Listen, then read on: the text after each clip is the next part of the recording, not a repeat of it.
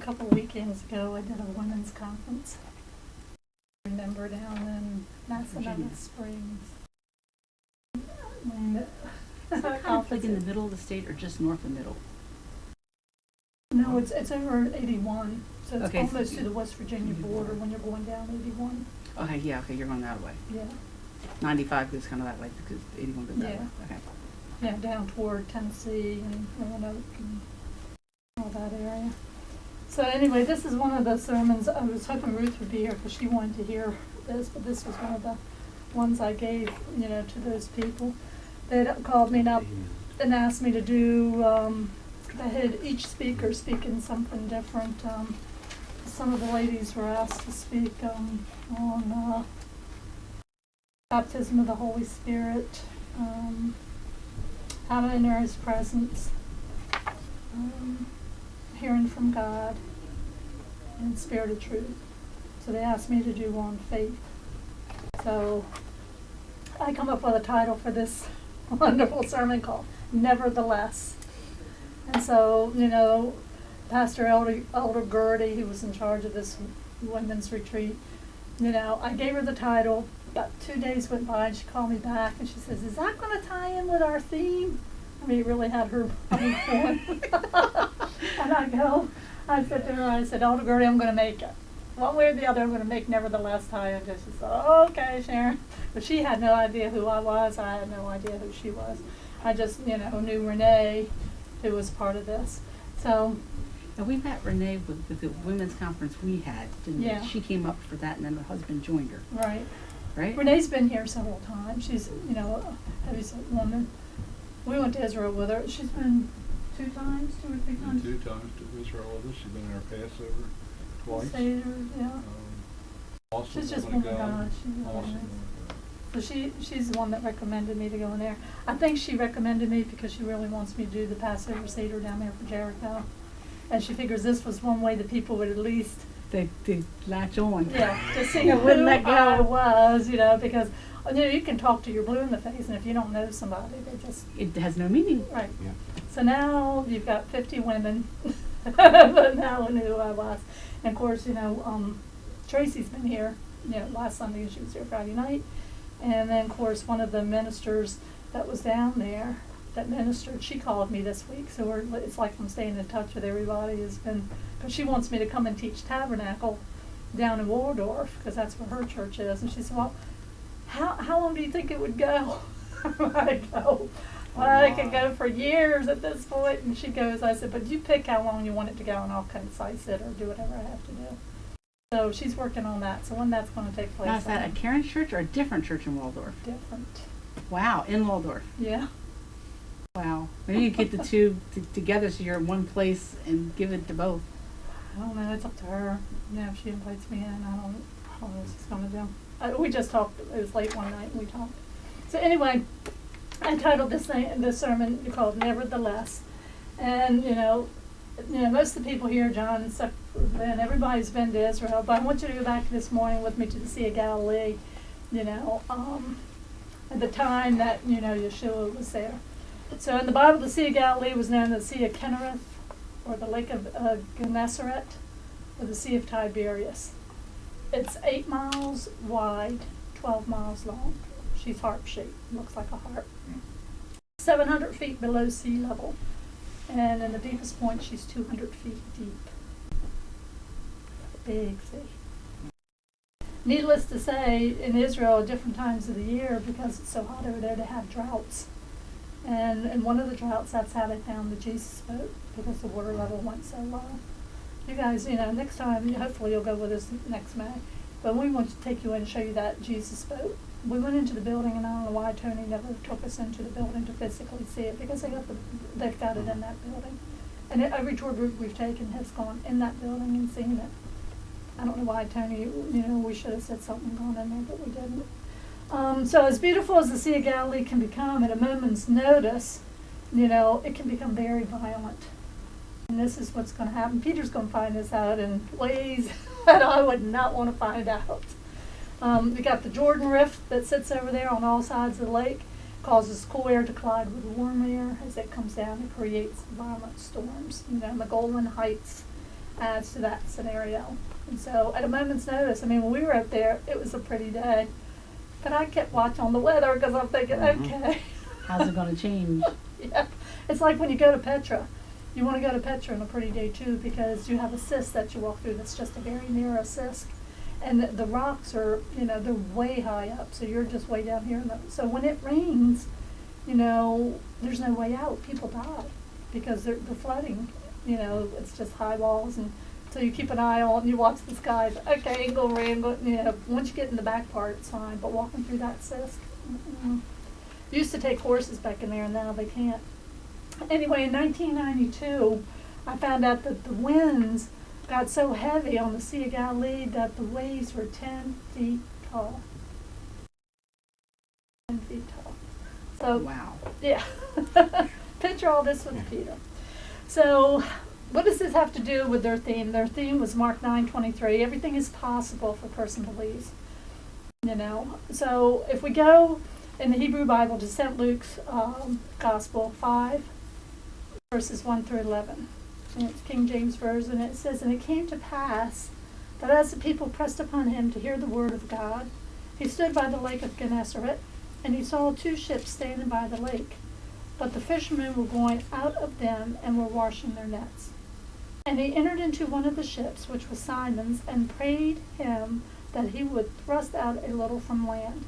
And he sat down and taught the people out of the ship. Now when he had left speaking, he said unto Simon, Launch out into the deep, and let down your nets for a draught. And Simon answered and said unto him, Master, we have toiled all night, and I have taken nothing. Nevertheless, at thy word I will let down the net. And when they had done this, they enclosed a great multitude of fishes, and their net broke.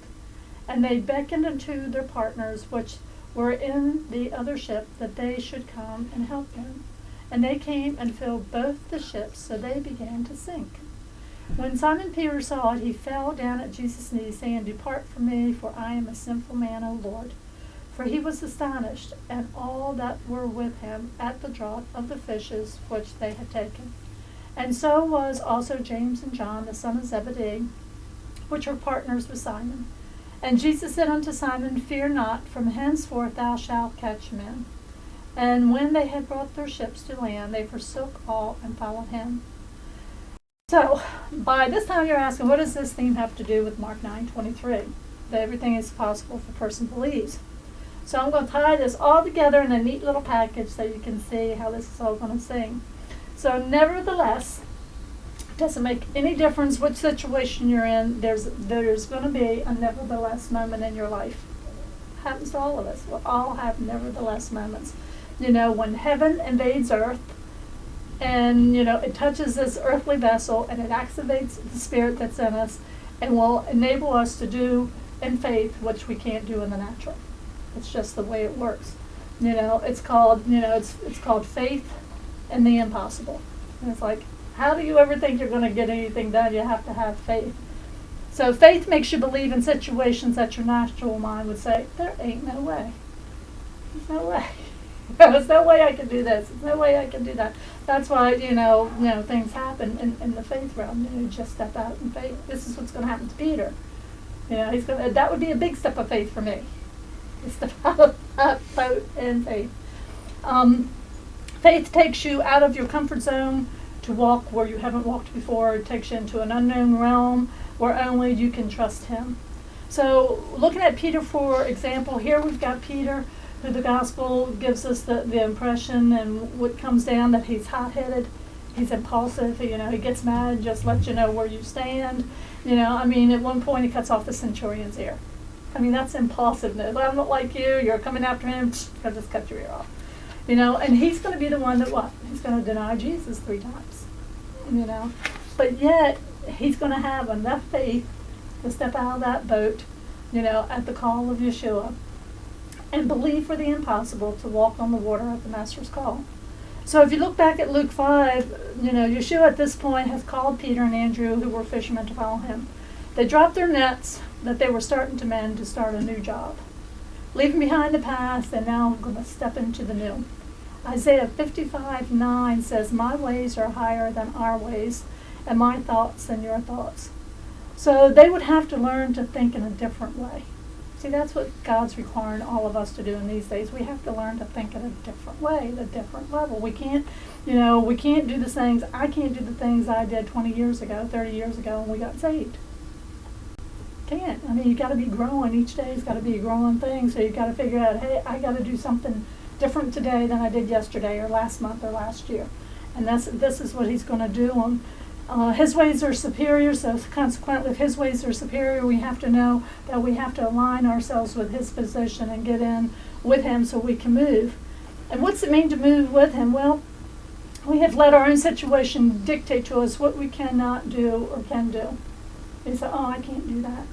And that's even before we get to the point where we're going to listen to God and what he tells us to do. We've automatically assumed. I talked to all them women. I know I'm talking to people here too. I can't do that. But if God comes and tells you to do it, it doesn't make any difference. If he says give $1,000, say, well, I don't have $1,000. But if he told you to give it, then actually you've got $1,000, or he wouldn't have asked you to give $1,000 as an example. But yet we said, no, we got to hold on to this. And until we learn, everything that we want to hold on to, and until we learn we can't hold on to it, that we have to release it, then God can work with it and deal with it. And that's where we have to have the obedience. We have to be able to trust him to do whatever he's going to require us to do. And obedience is going to require the faith. Faith requires trust. It's a step ladder. And this is something that we find very hard to do. It gets to the point that we're in a position that we're walking. And God says, no, it's time that you're not walking anymore. It's time you should be running. Running after the things of God, running after things that, that you need to do. And you can't sit around. Some people say, well, I'm just going to sit around here and wait. Maybe one day the situation will change and I'll be able to move. You can't sit and wait. That's complacency. You have to move, or say when it happens, well, when this happens, then I'll do this. Might never happen. So God requires us to take the first step before he gives us the next one. Sometimes, when you're listening to God and he's telling you what to do, sometimes he gives you one word. And you think, what? One word. What am I supposed to do with this one word? He doesn't say, go look out the window. Well, that makes sense. Okay, I can walk over there and look out the window. But if he says, turtle, what does turtle mean? What am I supposed to do with a turtle? And so, he's like, okay, maybe there's a turtle outside or something that he's going to give us the next step. And so that's what he's requiring us to do. Sometimes it's just one word. And because it's just one word, I think he's fine-tuning our ears. So when he says just one word to do, you just do it. I mean, I know for me in the past month or so, things have just been, past 2 months maybe, radically different. That I just go and do things that, he tells me to do, like drive around the school where Josh was in school. I pulled out here one day and he said, go drive around Joshua's school. I said, what? So I called Tracy on the phone. You need to go up to school and drive around the school. What for, Mother? I don't know. God said do it. So she did it, and she said, boy, as soon as she turned in, she said the Spirit of God just, came down upon her. When I left out of here, I went up there. So every time I leave this house, almost, if I go down that road, I go in, I turn and make a complete turn. As soon as I hit the school property, I start praying around that school. I said one day, Lord, the cop's going to come out, because they have a cop in that school all the time. I said, he's going to see my car, and he's going to come out. I don't stop. I just, I go real slow and just pray. And he hasn't come out yet, but anyway. I'm just doing what God has told me to do, is to pray at this school. It was, I think I was telling Larry, even last week I went into BJ's, and I have a pattern when I go in. Most people are pattern people as far as grocery stores, at least I am. I shop the perimeters. I very seldom go down aisles. They're too enticing to me. There's too much junk in them, so I do the perimeters because I know that all the stuff's on the inside of the house. And so consequently, when I go to BJ's, I just make a diagonal, go back to the meat counter, because I know that's, what I need in there. And when I went in there the other day, he says, you're not going the way you thought you were. Oh, okay. Turn. Okay, and I'm in the TV section. I'm going, Lord, really? There's TV almost in every room in this house. I don't need TV. Didn't hear anything, so I kept walking. Then he says, turn. So I turned again, and I'm going down the aisle that has all the appliances, like Mix Masters and, food processors and stuff like that. And I'm going, okay, I got a Mix Master. I have a food processor. I'm going down this aisle. So I went down, a little bit further, and he said, stop. And I stopped. Look to your right, and I looked to my right, and I thought, oh, it was a thermostat. Now the thermostat we have upstairs, you guys probably have the new model, but the one we have upstairs is the ancient, yeah. Oh my. Yeah. You don't have a programmable thermostat? Yeah. You do now? Yes. Yay God! It's hasn't been installed yet. So, Install it. It's worth it. he said, yeah. So I said I called him up, and I said, do you care if I buy this programmable thermostat? I mean, I can even set it from my phone. So if I'm, so if I'm out, I can just say, okay, shut off, we're out, nobody's home, don't need you running. And he says, oh, sure, go ahead. And it was $34.99. That's an excellent deal. Yeah. That's cheap. I couldn't believe it. So I grabbed it, put it in the cart, and I go, okay, Lord. He says, now you can do the rest of shopping. Okay. And then he had like 3 left. And so I went and did the rest of the shopping. I get up to the register, and as I'm up to the register, I saved it for last. I'm thinking, you know what? I just know what the enemy will try to do with this thermostat. When I rang it in at the register, she rang up $109. I go, oh no, that sign back there. God would not have taken me to that sign back there, to that thermostat to have it. So the girl came over and said, I'm sorry. I said, but there's a sign back there that this thing says $34.99. I said, and it's ringing up $109. So she just swiped and took it off. A man walked by. She said, here, go check and see what the price is on that. So now everybody's looking at me because I'm tying the line up because I'm in. I said, sorry, but they got to check the price out. So they just sort of nod their head. I thought, oh, well. And he comes back, and she rang it in for the $34.99.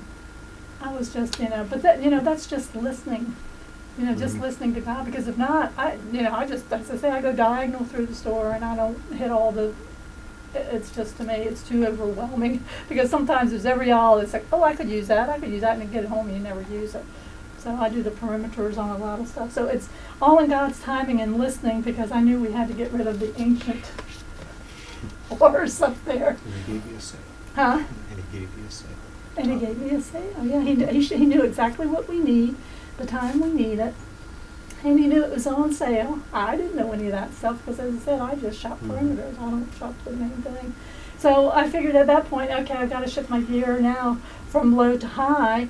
So, if you're going to accomplish anything that God's going to call you to do, you can't sit back and expect it to happen, because somebody else will move into your position. And it's like, what happened, in the Bible, we have to be determined at some point that we can, like the prophet said, and outrun the chariots. I mean, he had to really be picking his feet up and down to move faster than that. Galatians 6:9 says, let us not be weary in well-doing, for in due season we shall weep if we faint not. So if we go back to Peter, Yeshua had been preaching to the crowds by the Sea of Galilee. The ships were at the water edge, and they had finished the working day.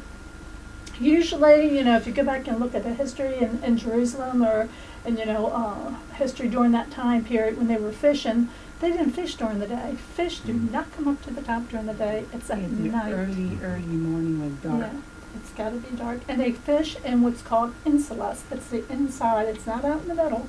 It's in the inside part around the Sea of Galilee. And so at this point, Jesus would get into the boat, go out into the lake, and it was here he would teach the people. Sometimes, as many people that were following him and going after, you just have to get away.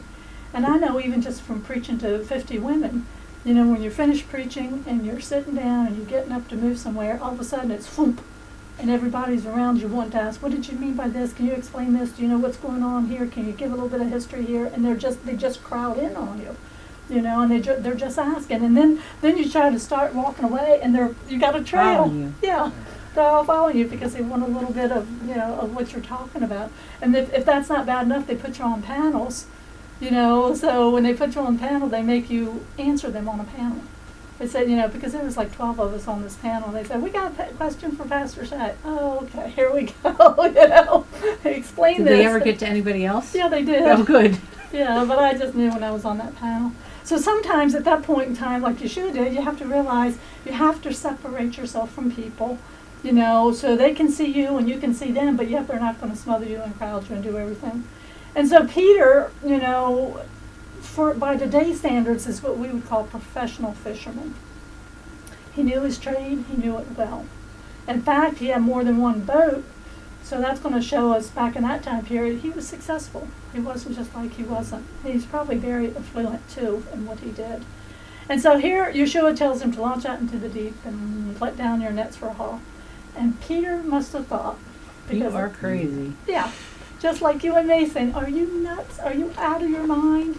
That's what he would say. There you go. Are you out of your ever living mind? Because I'll tell him stuff. Are you out of your? No, just do it. And so, he'd say, I've been out there all night. Man, what's wrong with you? I was out there all night trying to catch these fish, and nothing, absolutely nothing happened. And I've done this before. And look, I've come into the shoreline, and I have nothing, absolutely nothing to show for what I've done.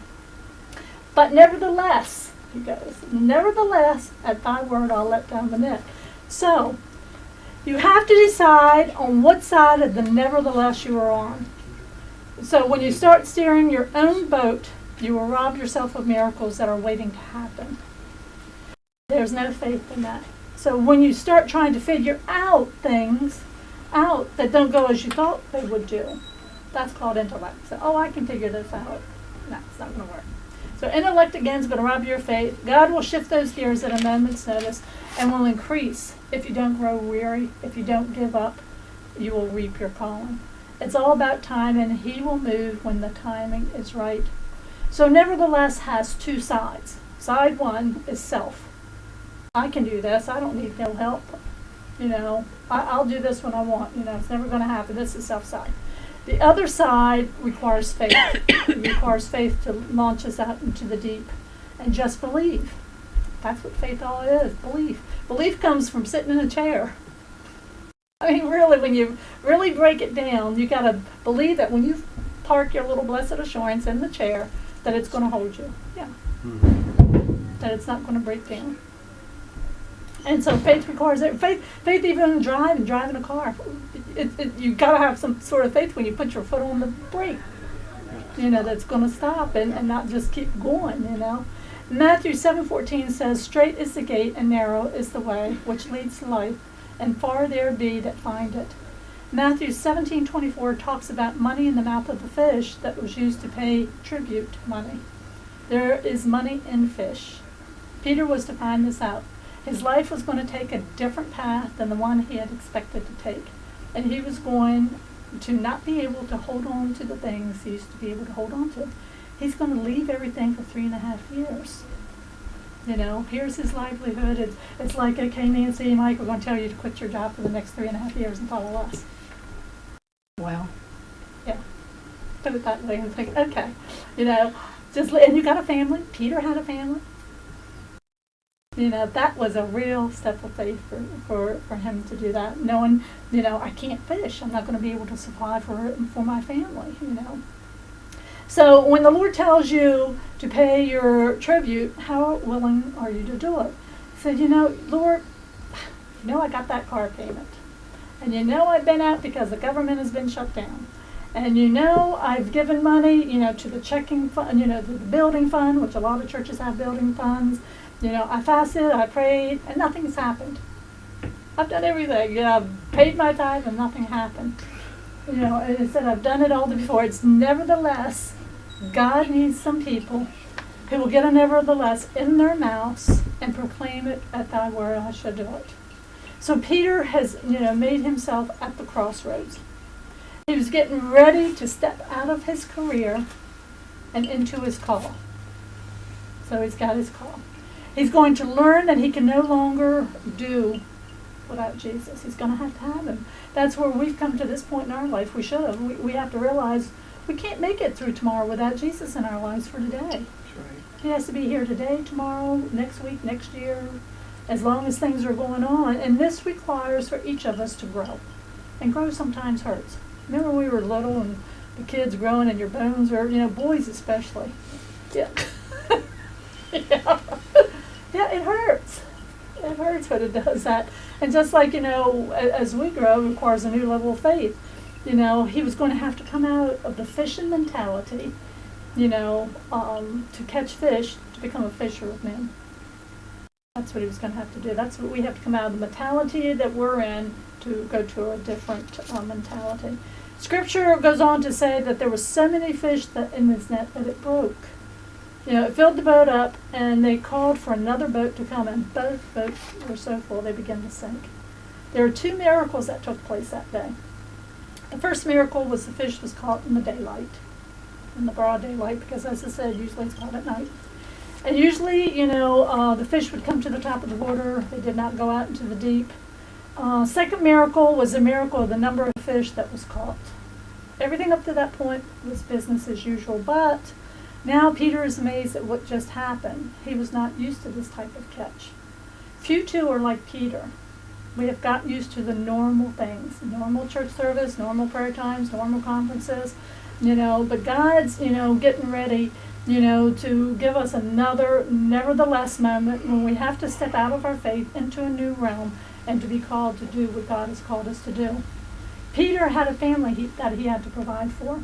So when Jesus calls him, he's going to leave that business for 3.5 years to follow this man who is basically an unknown at this point. He's just starting his ministry, to follow him. And I can tell you, if God tells you to do something, he never calls you to do something without providing for you. He's already got it laid out. If he tells you quit your jobs tomorrow, he already has something in store, but you got to know that you hear God's voice to do it. So for Peter, with his family, and I can speak, with our family, and I'm sure you can speak with your family, that would have been a huge step. A huge step for Peter to have to take. So at his word, cast out into the deep was Peter's nevertheless moment. So God was getting ready to speak something into his life as well as, today he's speaking stuff into our lives. Peter cast out the net into the water, and just by the miracle catch of the fish, Peter made more money in an hour than he had all year. I believe, and I truly believe it, that when God did that to him, that God provided for Peter's family for 3.5 years by that one catch that he did. I truly believe that, and he provided for those 3.5 years. That way Peter could follow him and do what he had to do. So God provides and meets our needs, even if we can't begin to imagine. I'm sure Peter had no idea, what he was going to be able to do. So Mark 9:23 says that if, and that is a condition. So we can choose if we allow God to help us, or we can choose and say, no, God, I don't need you. I can do what I want to do. It's where is your faith? And if thou believest, well, there's nothing that God can't do for those that believe and trust in him. If Peter can walk on water, is God the same yesterday, today, and forever? He is, so he can do for us. And it says, possible to him that believe. All things that are agreeable to the will of God shall be granted to him that believes. For faith seeks nothing that is contrary to his will, or that is not revealed in his word. So God, all the way through is going to show us step by step what we need to do, and the challenge for us today that we live in is for you to do something. In other words, the time has come that we can't sit back and do nothing. We have to be active. We have to be moving. We have to hear the voice of God to know more than anything what we're supposed to do, because these days that are coming upon us are going to be increasingly more wicked. And you don't want to walk when God says run. You don't want to be, in the wrong place at the wrong time. If God says get up, go, you need to get up and go. You need to know where he wants you to go. You need to have stuff that you need to do and to move, whether you've got food, whether you've got water, whatever, you have to have the stuff that's needed for these days ahead. Amen. Amen. Mm-hmm.